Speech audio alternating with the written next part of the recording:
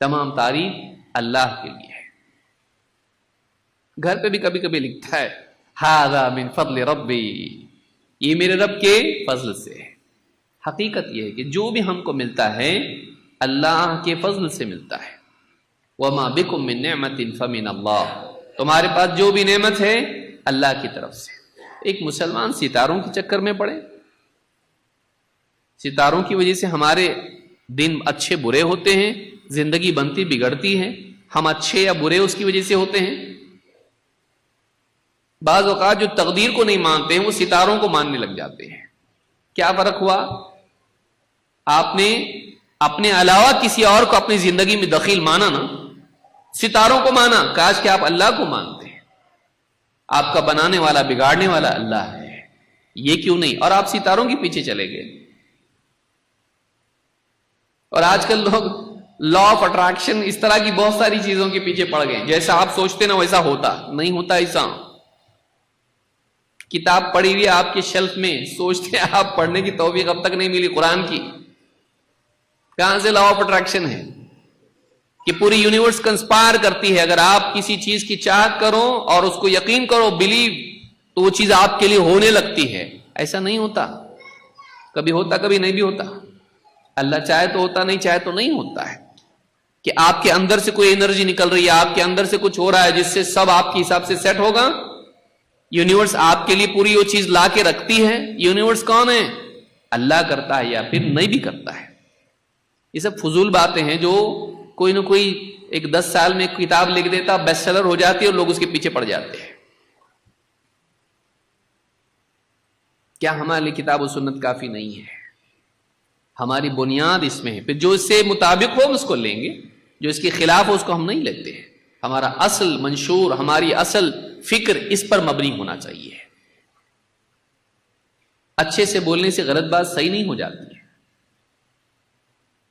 इतनी मोटी किताब लिख दिया तो सही हो जाएगा, जरूरी नहीं है भाई। उसमें फजूलियात हो सकती हैं, यहां वहां के चीजें तोड़ जोड़ के बना लिया, कुछ भी स्टैटिस्टिक्स जोड़ दिए और लोगों की बातें और रायें जोड़ दी, उनकी स्टोरीज और केस हिस्ट्रीज जोड़ दी, सही हो गया? नहीं।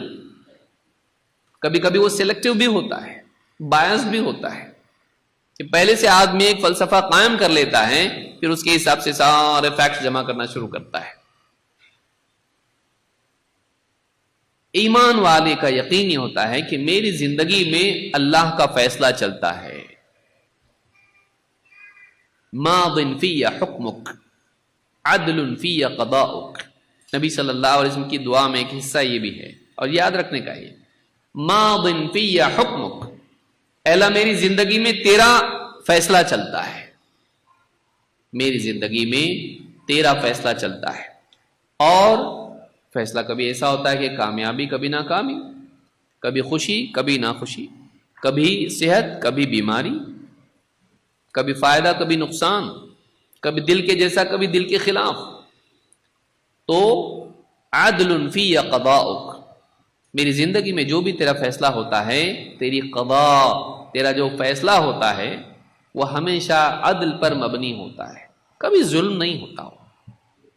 तेरे जो भी फैसले होते हैं, मेरी जिंदगी में तेरा फैसला चलता है और तेरा फैसला हमेशा अदल इंसाफ वाला होता है। मुझे तुझसे कोई शिकायत नहीं, तू जालिम नहीं है। चाहे तू मुझे नाकाम करे, चाहे तू मुझे बीमार करे, चाहे तू मुझ पर गम के हालात डाले, तो कभी जुल्म नहीं करता है। क्यों? इन्नल्लाह ला यज़लिमु मिस्क़ाल ज़र्रा, अल्लाह ताला जर्रा बराबर भी जुल्म नहीं करता है। मोमिन का यकीन यह होना चाहिए, अल्लाह ने किया सही किया, अल्लाह कभी गलत नहीं करता है। और उससे ज्यादा कोई रहम वाला नहीं है, उससे ज्यादा इल्म और हिकमत वाला कोई नहीं, उसके बराबर कोई नहीं। लैसा कमिस्लिही शै, अल्लाह की जैसा कोई नहीं है। उस पर एतमाद रखना और जो भी हमको मिला है उसकी निस्बत अल्लाह से करना। मेरा अल्लाह ने दिया भाई, अल्लाह के देने से मिला है, अल्लाह नहीं देता तो नहीं मिलता।